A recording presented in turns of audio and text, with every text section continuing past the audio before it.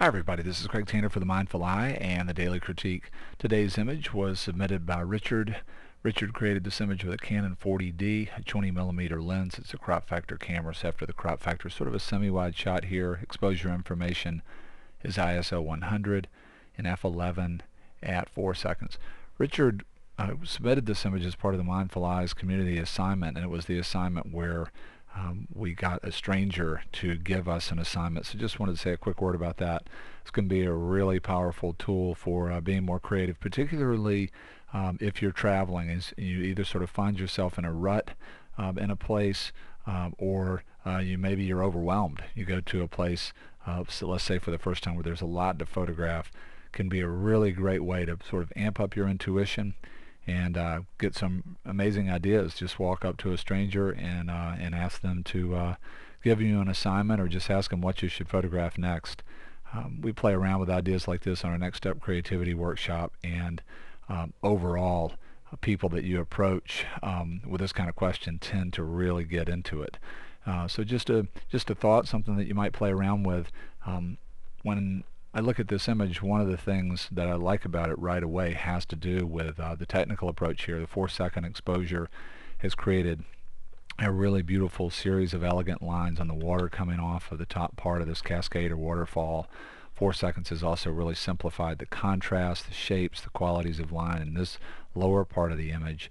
And I believe from looking at this that this has also been polarized. I'm saying that because it seems like we can see through the water here to the texture on this rock, and we're not seeing many specular reflections at all in the darker rock down in here. The combination of the polarizer and a 4-second exposure has really helped to simplify this shot. So just a technical note to people that may just be getting into photography, shooting flowing water.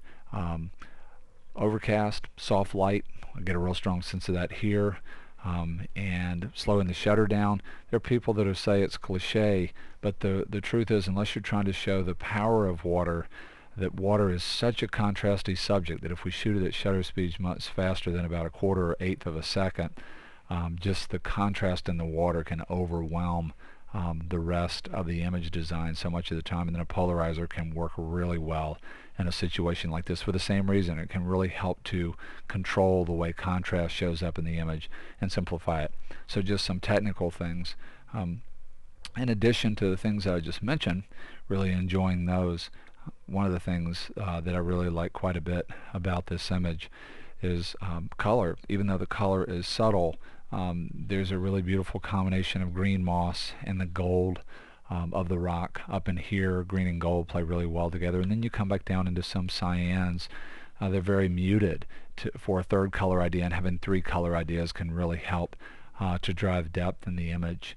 There's a real strong sense of movement, cross-hatching on diagonals, the water coming in this direction, real strong sense of energy moving like that, and cross-hatching of diagonal energy can work really well. There are also just a lot of really beautiful shapes that are both in the image and then implied in the image that I think are going together really well. There's a lot of repetitions of these kinds of movements out in here.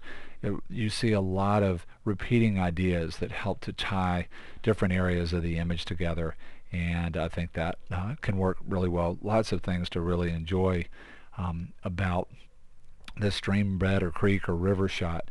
When I start to think about perfect world improvement, there's really a couple of things that I wanted to talk about today that you might think about as a takeaway from the video. One is just the idea of implied energy. I talk about this quite a bit. We have contouring lines, and then we have the implication of energy. And in this image, there is a huge implication of energy that's happening as a result of this shape. Triangles and corners have a lot of visual power. This is at the top of the frame. It's also very dark. It's also a rock. It also has water coming out of it. This has a lot of mass that pushes down, and that arrow is the center of that mass. Centered directly under that mass is another very, very dark shape with a super high contrast edge, one of the highest contrast areas in the image.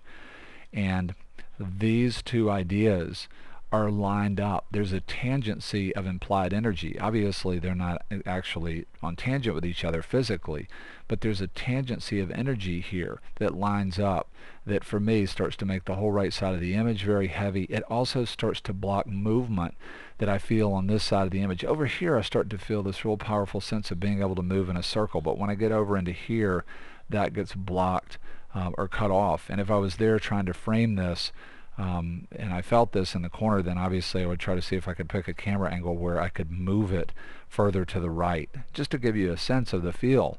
I'm not saying this is better. Would love to hear your feedback. In a very rough way, just scale that idea in the bottom right hand corner further to the right, and just love to hear your feedback about how you feel when you see that movement happen. For my eye, now there's a lot stronger sense of being able to move on this diagonal. There's also a lot stronger sense of coming around when I get to the corner and being able to move all the way around in the image. And this doesn't feel quite as heavy anymore because it doesn't line up with the heaviness of this shape coming in from the right hand side. This to me just really opens up sort of the flow of the water and the overall flow of the energy. And you could do this if you took your time. I've created duplication in here. There would be a way to scale that out, but if you're not open to changing editorial content like that, then what could we do? One of the ways that we can cut down on the mass of something like this, when there are two things that are very dark and heavy, is to just lighten them up. And so we could come in and do a curves and lighten those areas up, and not only lighten them up, but create a little bit more local contrast and form within this shape. So we slow the eye down, and it's not quite so heavy. There's actually movement within this shape instead of the whole thing being one idea and having a lot more mass. And so that was the idea there.